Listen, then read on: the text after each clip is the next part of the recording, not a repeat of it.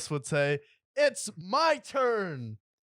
Okay, we'll start with the Steelers because I feel like they are another team that's extremely interesting to break down. Before we dive into the Steelers, what are your opinion of the Steelers? My opinion with the Steelers is I feel like Kenny Pickett is going to be very, very, very slightly above average. I feel like he's kind of the next Matt Ryan. He's either going to be somewhere between Ryan Tannehill and Matt Ryan. And I think his floor is Tannehill. His ceiling's going to be Matt Ryan. He did come out there, start to make some plays at the end of the year, was able to get out. And then Najee Harris, a lot of people wanted to shit on a guy who got a plate put in his foot at the beginning of the year. I'm like, I'm sorry for your stupid fantasy team that he hurt your feelings that he wasn't the third best running back in the year.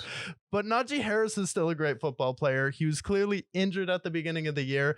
And then you had Fred Warren in that game versus the Ravens. So you have now two thumpers in the backfield that are going to be able to get out there, get it done. And then we have Allen Robinson in that wide receiver room. Think he's going to be really good guy. And then Pat Fryermuth, as he continues to hit the weight room, become more explosive. And then TJ Watt came out and he was like, hey, I am the MVP of this league because when I play, the Pittsburgh Steelers are a different football team. So I added in my training in this offseason to come out here and help prevent some injuries. So very positive with the Steelers. Think they're going to be right there like they are every single year. I have this set up for you if you want. And then I think they're going to be like a typical Mike Tomlin team where we beat some good teams, lose some games we're not supposed to, but in the end we're going to be right there with the best of them fighting for a playoff spot. And yes, I do think they're going to be better than the New York Jets. Okay, all right, so let's dive into it. We got to start off the season 1:00 game against the 49ers. 1:00 game versus the San Francisco 49ers. I'm going to go with the Pittsburgh Steelers. You know why? Steelers always come out really good week one, and then we're probably going to be going against Sam Darnold. And one thing about Sam Darnold is he thinks he's some sort of ghost hunter. He's always talking about how he's seeing ghosts.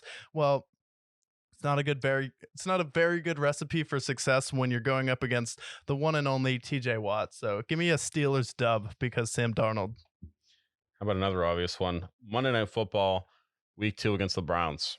Against the Browns? Yeah, so we had you had the Browns losing that game and you had the Steelers beating them that game on Monday Night Football. So for continuity's sake, I'll go ahead and stick with the Steelers win.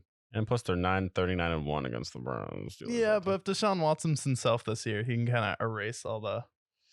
Might be tough, but... Yeah. And then we go week 3 against the potentially Brian Hoyer-led Raiders. Oh, Steelers. This is going to be a bloodbath. I mean, the Steelers have a historic rivalry, and this is going to be one of the games where the Raiders hang around longer than they should. But yeah, give me Steelers. Start 3-0. And then week 4 against a newly cropped Texans. I think this is one of those games they fuck around and lose. Are they in Houston? Yes. Yeah, they're in Houston. Mike Tomlin, sometimes he has issues getting his players ready for games, and I could see this being one of those games that's a fluky game they lost. We picked the Texans to beat them last time. We did the Texans preview. Make sure you go and check out that video on our channel. Broke down the entire Texans schedule. But yeah, this is going to be one of those fluky games. We're riding high. We're highly competitive, but sometimes Mike Tomlin teams play down to their competition, and that's going to be one of those games.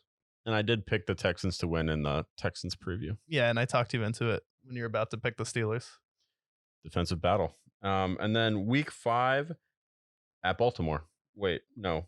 At home versus Baltimore. At home versus Baltimore. What do you have? For the Ravens, I had the Ravens winning that game. Yep, so stick with the continuity, starting out 3-2. Sounds about right. Week 6, they're on a bye for the Steelers. Yep. I don't think they'll win that week, but I don't think they'll lose either. Yeah, I mean, yeah, I'd have to agree with that. Week 7, it's gonna be a tough matchup against potentially Stetson Bennett in the Raider in the Get the Rams. fuck out of here. SoFi Stadium. The Steelers in that game. Give me the Steelers all game long versus the Rams. And then they go to Jacksonville at home. It's Jacksonville. That's going to be a loss. I think you'll be riding high right now, but the Jags are going to be a tough team next year, and it's still early in the season where it's not going to be too cold. I think the Jags will still be flying high with a lot of momentum. Give me the Jags in that game. And then on Thursday Night Football, short week at home versus the Titans. Yeah, that's the Steelers win there. That's going to be another defensive battle, but I think the Steelers just have too much firepower on offense. And then don't forget, we're going to get a George Pickens sophomore year this year with he'll have a full offseason to have worked out with Kenny Pickett, worked with Najee Harris, all those guys on that team. So this is going to be a really good team. And then hopefully Deontay Johnson has learned how to catch this offseason. Hopefully he can catch touchdowns this year. Yeah. Week 10, the last of their 3-game homestand against the Packers. Yeah, you have to win that game. This is the game for the boomers. This is for the people that are like, I remember when football was invented. It's like, yeah, we know. We know you remember that. And then Jordan Love coming to town. Sadly, defense is going to be you said it was Thursday Night Football? No, this is just at home. This is a 1 o'clock game. 1 o'clock? Yeah, it's going to be one of those Jordan Love games. Tough game on the road. I think Jordan Love's going to have some really good games at home and then struggle on the road. It's going to be one of those games. And then week 11, they are at Cleveland. At Cleveland. I believe you had Cleveland losing both games to the Steelers. I'll stick with that just for continuity's sake. So have to go with the W there because you trapped me. And then Bengals, they're at Cincinnati week 12. At week 12, did you have the Bengals winning that game? Or no, we haven't done the Bengals yet. So in Cincinnati, I have to go with the Bengals win there. That puts them at 7-4 through week 12. Week 13, ooh, this is a tough one. Taking on Colt McCoy and the Arizona Cardinals. Next. 8-4 Steelers. They're looking good. And then they face the New England Patriots on Thursday Night Football.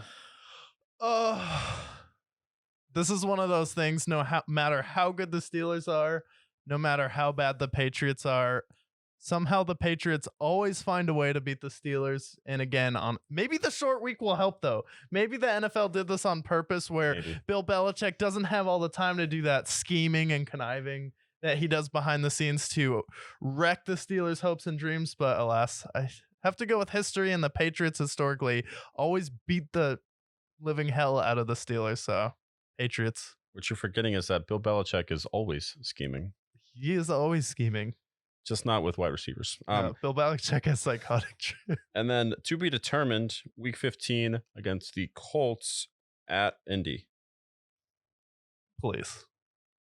Steelers. Give me the Steelers. Steelers always destroy the Colts.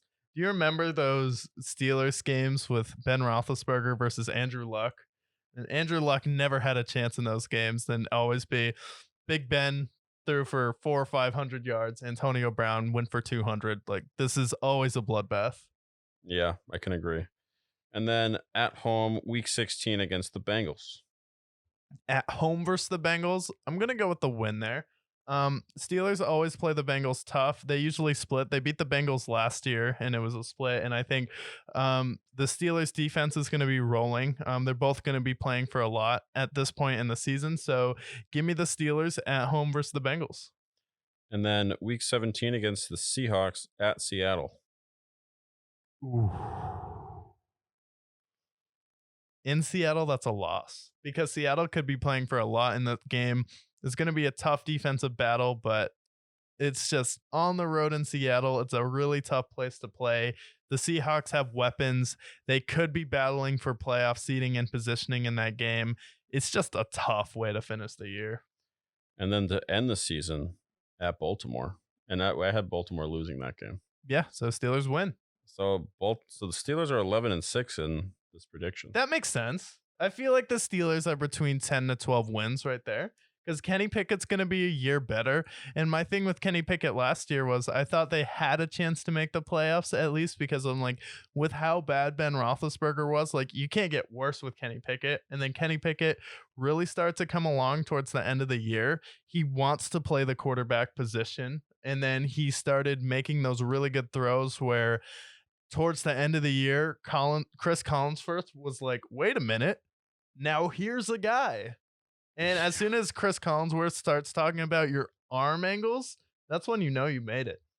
That's true. I can't wait to hear Collinsworth say that here's a guy. Now Oh my here's the God. guy. That's always like God. people shit on him so much, but I'm like, it just feels so good. It's like, now here's a guy. Look at all his arm angles, the way he Love it. can move it around, throw the football. But yeah, Steelers in a good position. Think they're gonna make the playoffs.